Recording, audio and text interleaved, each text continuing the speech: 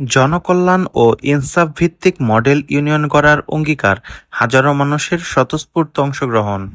আসন্ন দিঘি ইউনিয়ন পরিষদ নির্বাচনে চেয়ারম্যান পদপ্রার্থী হিসেবে প্রতিদ্বন্দ্বিতাকারী হাফেজ মাওলানা আশিকুল ইসলাম সানোয়ারের একটি বিশাল নির্বাচনী মতবিনিময় সভা অনুষ্ঠিত হয়েছে। এই নির্বাচনী সভায় সব জায়গার মানসিক সম্মিলিতভাবে একত্রিত হয়েছে, এটাই আমার কাছে সবচেয়ে ভালো লাগে। ৩১ জুলাই সন্ধ্যায় স্থানীয় ভাটবাউড় এলাকার বাজারে আয়োজিত এই সভায় হাজারো মানুষের ঢল নামে। হাতে হাত মিলিয়ে, কাঁধে কাঁধ মিলিয়ে সানোয়ার ভাইয়ের জন্য আগামী নির্বাচনের জন্য এবং দেশে আমাদের ইউনিয়নে অনেক ধরনের উন্নয়নে আসে, কিন্তু সব চেয়ারম্যান না থাকার কারণে অনেক কিছু আমরা বঞ্চিত হয়ে যায়।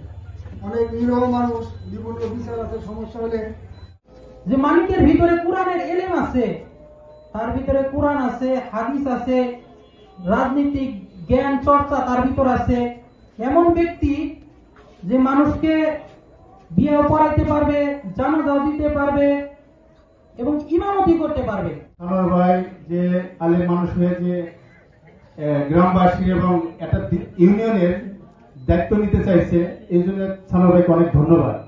কারণ এরকম একটা লোক আমরা অতীত থেকে খুঁজতেছিলাম, হয়তো আমরা পাইনি, আমাদের ভাগ্যে নাই। তো এখন সেই সুযোগটা আমাদের মাঝে আসছে। আমরা চাই যে সানোয়ার ভাইকে আলেম ওলামাদের বক্তব্যে মুখরিত ভাটবাউড় এলাকার বাজারে আয়োজিত এই মতবিনিময় সভার সর্বস্তরের মানুষের স্বতঃস্ফূর্ত অংশগ্রহণ প্রমাণ করে যে হাফেজ মাওলানা আশিকুল ইসলাম সানোয়ার দিঘি ইউনিয়নের মানুষের প্রত্যাশার প্রতীক। তার নেতৃত্ব দিঘি ইউনিয়ন ইনসাফ ভিত্তিক ও সমৃদ্ধশালী হয়ে উঠবে বলে স্থানীয়রা বিশ্বাস করেন। একটি করে ভোট চাবো না, অনেকগুলি করে ভোট চাবো। প্রত্যেকে যদি আমরা ঝাঁপিয়ে পড়ি, তাহলে আমাদের সানোয়ার ভাইকে জয়যুক্ত করা কোনো ব্যাপার না। বয়সে আরো বিভিন্ন বড় মানুষ তাকে এসে সমর্থন করছে, এটাই আজকে প্রমাণ করে। এবং আমি বিশ্বাস রাখি আজকে এখানে যারা উপস্থিত হয়েছেন তারা প্রত্যেকে যদি নিজ উদ্যোগে তার বাড়ি, তার আত্মীয় স্বজন এবং তার এলাকাতে কাজ করে, আশিকুল ইসলাম সানোয়ার ভাইয়ের যে জোয়ার আমরা দেখতে পাচ্ছি, সেই গণজোয়ার কেউ আমাদেরকে ফেরাতে পারবেন ইনশাআল্লাহ। আসলে কোনো ক্ষমতা না, এটা একটি আমানতদারিতা, এটি অনেক বড় দায়িত্ব।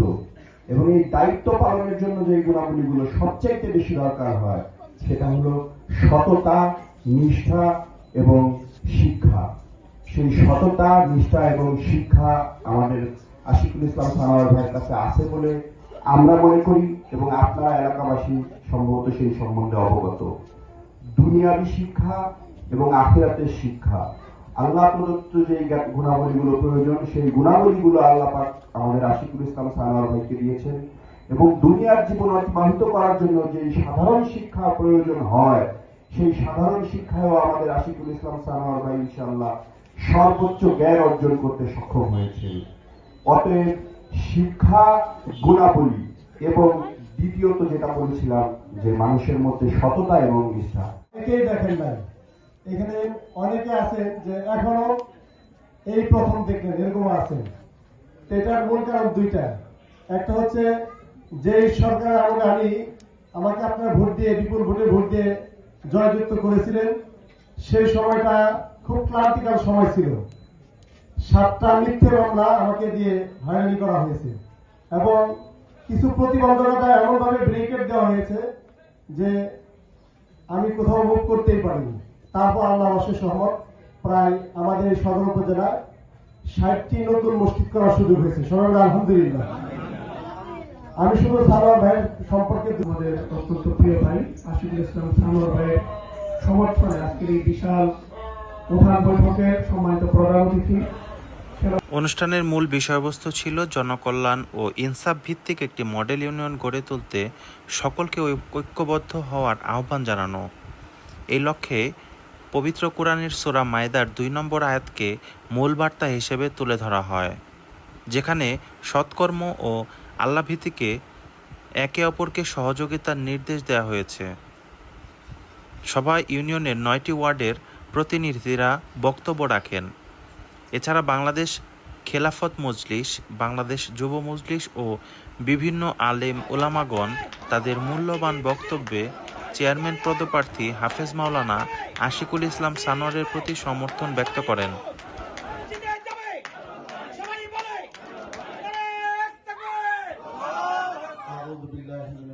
নিজের বক্তব্যে চেয়ারম্যান পদপ্রার্থী হাফেজ মাওলানা আশিকুল ইসলাম সানোয়ার বলেন, যদি আমি চেয়ারম্যান নির্বাচিত হই তবে জনগণের সেবায় নিজেকে নিয়োজিত রাখব। আমার প্রথম কাজ হবে মানিকগঞ্জ পৌরসভার ময়লা ফেলার ডাস্টবিনটি প্রশাসনের সাথে কথা বলে অন্যত্র সরিয়ে নেওয়া। এছাড়া বিভিন্ন ওয়ার্ডের পানি জমে থাকার সমস্যা সমাধান এবং রাস্তাঘাটের উন্নয়ন আমি কাজ করব। এই দিঘি ইউনিয়নের খেটে খাওয়া মেহনতি মানুষ, শ্রমিক, মজুর, সর্বস্তরের চেয়ে পেশার মানুষের আমি আস্থা এবং ভরসার জায়গা হতে চাই। আমি এই নির্বাচনকে বাধা হিসেবে নিয়েছি। আমি একজন হাফেজ মানুষ, আমি একজন আলেম মানুষ।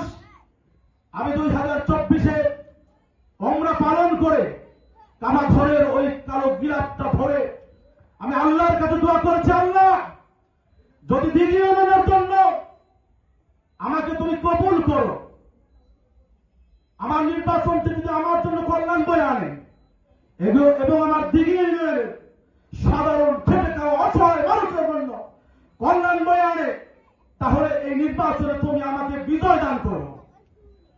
আর যদি এটা আমার কোনো কল্যাণ না থাকে, আমার দিঘি ইউনিয়নবাসীর কোনো কল্যাণ না থাকে, তাহলে এরকম চেয়ারম্যান হতে আমি চাই না। চেয়ারম্যান হওয়া থেকে আমাকে ব্যাখ্যা করে দিও। আমি আলেম হিসেবে দুনিয়া পাওয়ার থেকে আখিরাতকে আমি সবচাইতে বেশি গুরুত্ব দিয়ে থাকি। এই জন্য আজকে যারা আছেন, যারা কষ্ট করে উপস্থিত হয়েছেন, আমার ভালোবাসা থেকে আপনার ভালোবাসায় যারা আবদ্ধ হয়ে এসেছেন, আপনারা জানেন আমি একজন আলেম মানুষ, নামদি করে শিক্ষকতা করি, আমার টাকা পয়সা নাই, কিন্তু আমি দীর্ঘ সময় পর্যন্ত মানুষের কাছে গিয়েছি, মানুষের ভালোবাসায় আবদ্ধ করার চেষ্টা করেছি। আমি মনে করি সমস্ত টাকা পয়সা, আত্মীয়তার সম্পর্ক সবকিছুর মধ্যে মানুষের ভালোবাসা, এই ভালোবাসার উপরে কিছু হতে পারে না। আমি সেই ভালোবাসা নিয়ে আমি গোটা দিঘি ইউনিয়নের ছোট মানুষ, মানুষের ধারে ধারে গিয়েছি, মানুষ আমাকে বুকে জড়িয়ে নিয়েছে। আপনার সোশ্যাল মিডিয়ার মাধ্যমে দেখেছেন যে মানুষ কি পরিমাণ সাড়া দিয়েছে। আমি যে বাজারে গিয়েছি সেখান থেকে মানুষ আমাকে বুকে জড়িয়ে ধরেছে। আজকে যারা 1 নং, 2 নং, 3 নং, 4 নং, 5 নং, 9 নং ওয়ার্ড পর্যন্ত এই ব্যক্তিবর্গ যারা এসেছে, তারা কিন্তু একমাত্র আমার ভালোবাসা থেকে এসেছে। রক্তের কোন বন্ধন তাদের সাথে নাই, কিন্তু আত্মার বন্ধন তাদের সাথে সৃষ্টি হয়েছে। আমি অনেক চেয়েছিলাম যে প্রত্যেক ওয়ার্ড থেকে 8-10 জন করে আসুক, কিন্তু বিভিন্ন ভাবে সকলে এত উৎসাহ উদ্দীপনা দেখেছি আর মুক্ত হয়েছি, যাদের দেওয়ার মতো কিছু নাই, শুধু হৃদয় থেকে ভালোবাসা দেব। সুতরাং আপনারা যদি এক থাকেন, ঐক্যবদ্ধ থাকেন, আপনাদেরকে সাথে নিয়ে জনসেবায় আমি নিবেদিত প্রাণ হিসেবে কাজ করবো ইনশাআল্লাহ। আমি আপনাদের এই আশ্বাস দিতে চাই, ইনশাআল্লাহ আমি আপনাদের সাথে প্রতারণা করবো না, আমি আপনাদের হতাশ করবো না, আমি আপনাদের ঠকাবো না। আমাকে একবার যদি আপনার দিঘি ইউনিয়নের চেয়ারম্যান আপনারা বানান, দ্বিতীয়বার ইনশাআল্লাহ আপনাদের কাছে ভোট চাইতে হবে না, আপনারা ইনশাআল্লাহ আমাকে দাঁড় করিয়ে দেবেন। ইনশাআল্লাহ সেই অবস্থা ইনশাআল্লাহ সৃষ্টি করবো। দিঘি ইউনিয়নের সমস্যা রয়েছে, একের পর এক দিঘি ইউনিয়নের চেয়ারম্যান মেম্বারদের পরিবর্তন হয়েছে, কিন্তু রাস্তাঘাটের অবস্থা দেখেন, রাস্তাঘাটের কোন পরিবর্তন হয় নাই। এই দিঘি ইউনিয়ন মানিকগঞ্জ জেলা শহরের নিকটবর্তী একটি ইউনিয়ন হওয়া সত্ত্বেও এখানকার মানুষ বিভিন্ন ভাবে বঞ্চিত, অবহেলিত, বলেন ঠিক কিনা? এই অবহেলিত কি আপনারা থাকতে চান? আপনারা কি চান দিঘি ইউনিয়নে যে বরাদ্দ আসে আপনারা জানেন না? আপনারা শুধু 4-5টা বরাদ্দ সম্পর্কে জানেন, বয়স্ক ভাতা, বিধবা ভাতা, প্রতিবন্ধী ভাতা, মাতৃত্বকালীন ভাতা, এই ভাতাগুলো সম্পর্কে আপনারা জানেন। তাও আমি যদি প্রশ্ন করি, আমার এলাকার বিভিন্ন জায়গায় খোঁজ নিয়েছি, যারা বয়স্ক ভাতা পাওয়ার দাবি রাখে, আমি এই সমস্ত লোকদের সাথে কথা বলেছি, তারা বয়স্ক ভাতা পায় না। কোথা দিয়ে এগুলো হারিয়ে যায়? এজন্য এর প্রতিবন্ধকতা সৃষ্টি করার প্রয়োজন আছে না নাই? আগামী দিনে যথাযথ ব্যবহার হোক, আমরা চাই কি চান না? কে কাছে আমাকে হাত তুলে দেখান। হে আল্লাহ, এই হাতগুলিকে কবুল করো। এই হাতগুলিকে সঠিক নেতৃত্ব প্রতিষ্ঠার জন্য তুমি কবুল করো। আমাদের সকল মেহনতকে কবুল করো। বলতেছিলাম 83টা কাজে বরাদ্দ এসে থাকে।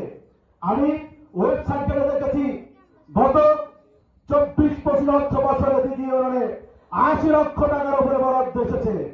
এই টাকা কোথায় গেছে, কোথায় ব্যয় হয়েছে আপনারা কি জানেন? বলেন। জানেন না, কোনদিন জানবেন না। কারণ যদি সঠিক তাকওয়াবান ব্যক্তি নির্বাচন না করা যায়, চেয়ারম্যান না বানানো যায়, যার ভিতরে আল্লাহর ভয় আছে যে এগুলো মানুষের হাত যদি নষ্ট করতে হয় আল্লাহর কাছে আমার হিসাব দিতে হবে, এই ভয় যদি সৃষ্টি না হয় তাহলে কোন ব্যক্তি এর সুষম বন্টন নিশ্চিত করবে না। এরপরে দিঘির রাস্তাঘাটের ইনশাল্লাহ আমি যদি চেয়ারম্যান হতে পারি, যথাযথ বাজেট বরাদ্দের টাকা ব্যয়ের মাধ্যমে রাস্তাঘাটের আমি উন্নয়ন করব।